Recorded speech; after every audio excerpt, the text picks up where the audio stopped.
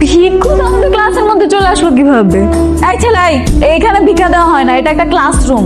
ক্লাসরুমে বাধা দিও না, যাও যাও। চাঁদনি বাদ দে না, বেচারা শখ করে আসছে, ওর অপমান করিস না। এই 20টা টাকা দিয়ে দে না, তুমি 20টা টাকা নিয়ে নিচে চলে যাও।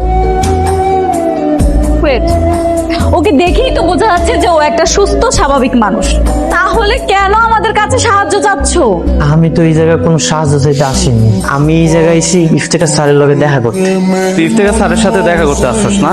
এসব ধান্দা আমরা বুঝি। যা ক্লাসেতে বের। যা বেরো। আরে দেখিস না কেমন স্যান্ডেল পরে চলে আসে ক্লাসের মধ্যে।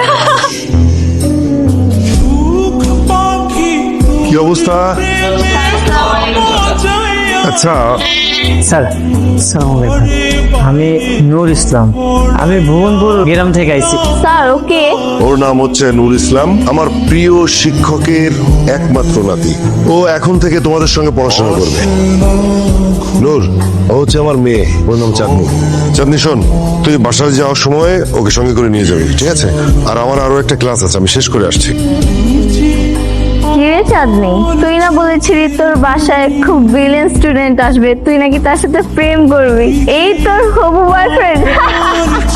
আরে সমস্যা কোথায়? প্রেম কর, ভালোই তো মানাবে। ওর সাথে প্রেম করবো আমি? আমার কেন তোমার ঘৃণা লাগতেছে? একটু জীবনেও না। আমি তোকে আমার বাসায় নিয়ে যাব না। এই শোনো, তুমি কিন্তু আমার সাথে আমার বাসায় যাচ্ছ, মনে থাকবে তো? বাবু পড়ালেখা করবে। ওলে বাবা। চাঁদনি, এই চাঁদনি! এত জোরে জোরে চিৎকার দিচ্ছ কেন? মানে চাঁদনি চাঁদনি বলে সারা বাড়ি মাথায় তুলে নিচ্ছ কেন? কি হয়েছে? কি হয়েছে বাবা? তোকে কি বলেছিলাম? বাবা, তোমাকে একটা জিনিস বুঝতে হবে, এমন একটা খ্যাত ছেলের সাথে আমি একই রিক্সা করে আসবো, এটা তো আমি কল্পনাও করতে পারতেছি না। তখন তো খুব লাফালাফি করেছিলি, নাচানাচি করেছিলি, এই করবি সেই করবি, ও এলে খুব ভালো হবে। এখন কেন পছন্দ হচ্ছে না তোমার? কিন্তু আমি কি জানতাম বাবা কোত্থেকে একটা গাইয়া ছেলেকে নিয়ে আসবে? স্টুডেন্ট হিসেবে তোমার চেয়ে ও অনেক বেশি ব্রিলিয়ান্ট, আর ওর যে যোগ্যতা আছে সেটা তুমি কোনো দিনই অর্জন করতে পারবে না। হ্যাঁ হ্যাঁ, তোমাদের যেহেতু এত ভালো লাগতেছে তাহলে তোমরা মাথায় তুলে নাচো, আমাকে এগুলোর মধ্যে ডাকবে না। বাবা, তুমি ওর কথা কিছু মনে করো না, ওর একটু মাথা গরম তো, সবসময় অস্থির থাকে। তুমি রুদা ভাই, আমার আপু তো তোমাকে বিয়ে করার জন্য পাগল হয়ে বসে আছে। আর এটাও বলছে তুমি আসার পর থেকে যেন আমি তোমাকে দুলা ভাই বলে ডাকি।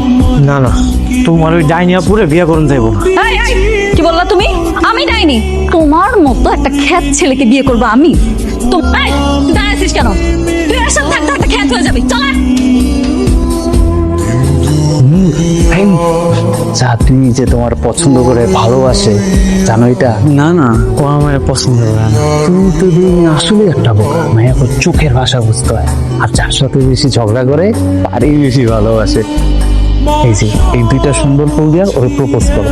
চাঁদনি, তুমি যে আমার লগে প্রেম করতেছ এটা তো বাড়িতে কইলেই হইতো, সবার সামনে প্রপোজ করতে তো লজ্জা লাগে। I love you.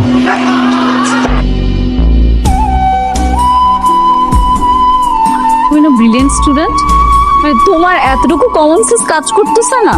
তুমি আমাকে দেখো, আমার মতো একটা মেয়ে তোমার মতো একটা ছেলের সাথে প্রেম করবে, সেটা তুমি ভাবতে পারলে?